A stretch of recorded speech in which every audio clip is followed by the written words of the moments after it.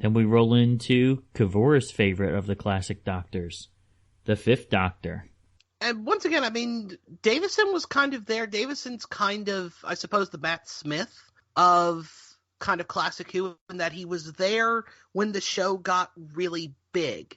He's there for the show's 20th anniversary in 1983 when it's really in some ways at its biggest in terms of the burgeoning fandom and everything else. And there's, his Doctor is an interesting contrast to Tom's, because Tom Baker's Doctor is sort of kind of big and ebullient, sometimes moody.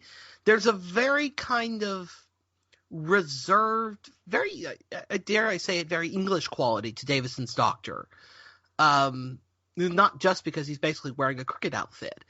But he's much more reserved, much more quiet, much more willing to kind of go in and, in the way that Tom Baker and even John Pertwee's Doctors would go in and just kind of exert their authority, I am the smartest person in the room and you're going to listen to me. And Davison's Doctor will kind of go in and be the voice of reason, or, as is the case with stories like Warriors of the Deep, he will go in and try to be the voice of reason. Not everybody listens to him, but he certainly is going in and trying to be he's the reasonable one, I think is the way to put it. He's the Doctor that in many ways is the most reasonable. And his era, I think, is really when the show started paying attention again to its own history in a way that it never really had before.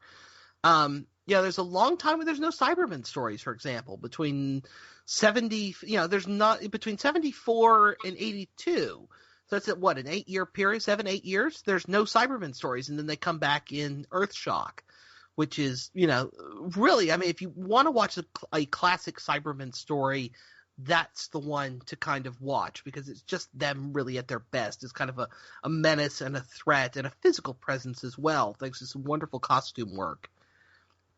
The other thing about it is that in terms of talking about the show being kind of aware of it, there's basically a 2-year stretch where every single story that's made from Earthshock through to Warriors of the Deep features a returning villain or characters from that era, from a previous era of the show. So you feature the Anthony Ainley Master 2 or 3 times in that period. The Brigadier comes back for the first time since basically the very beginnings of the Tom Baker era. The Black Guardian, who's a villain who's introduced in Tom Baker's era, suddenly comes back for a 3-episode arc. And of course, the 5 Doctors, which is the story that really made me into a fan, kind of comes there as the big 20th anniversary story. It's an era that in some ways should be better than it is. I think at this point that there's beginning to be a bit of strain on what the show can do. The part of the problem that Classic Who has, and this I think really becomes evident in the year or two that's going to follow Davison's leaving, is the fact that it started in 1963. So what they basically did was the show had kind of a 1963 budget plus basically adjusted for inflation, plus a little bit of money occasionally added to it. Even though the show was doing massively well overseas, the money wasn't going back to the show, if that makes sense. And it really shows at times in Warriors of the Deep, I think is the big example of it, where it's a story about a base under siege, so it's got everything you need for a classic Doctor Who story. It's got the Silurians and the Sea Devils, and they bring in something called the Burka, who's supposed to be a big, threatening sea monster, and it's 2 guys in a pantomime horse suit. One guy's the front legs with the arms, and the one guy's the back legs, and it's just completely unconvincing. And it makes it even better because they set the entire sea base where the story is set is basically a series of brightly lit white corridors, and everybody's basically dressed in jumpsuits that you expect out of 60s sci-fi, but it's kind of dated by the time they get there. But there's some good stories in this era as well. Earthshock, which I mentioned earlier, I'm a fan of the so-called Black Guardian trilogy, which I mentioned earlier, Modern Undead, Terminus, and Enlightenment, which is one of the very few Classic Who stories actually written by a female writer. And of course, Caves of Androzani, which is Davison's exit story, which is just a superb piece of work all around, just very well made and very well directed by Graham Harper, who's actually the only director to have worked on both Classic Who and New Who. He directed some stories in the David Tennant era. So it's an era of it's got its share of good stories, but it's also where the strain is really beginning to be put on the show in terms of what it can do and keeping up to date. What do you think about the sprig of celery that the Fifth Doctor had on his lapel?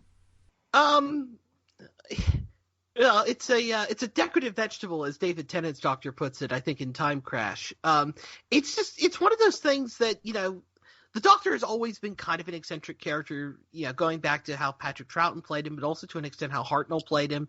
The eccentricities are played up a little bit by the time you get to Pertwee, but especially, Tom Baker, just because, Tom Baker is the actor that he is. I mean, we talked about The Scarf, for example, earlier.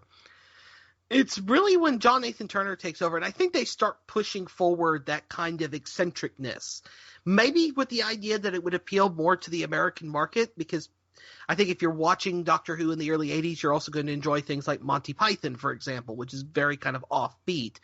And, what's more offbeat than, a guy who wears question marks on his lapels and has a stick of celery there as well. So it's kind of odd, but it's not intrusive, if that makes sense, which is more than I can say for what's going to happen to the next guy.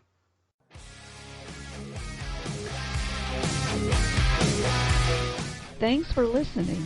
Make sure you hit that subscribe button and join our Facebook group. Live long, and may the Force be with you. Nanu Nanu.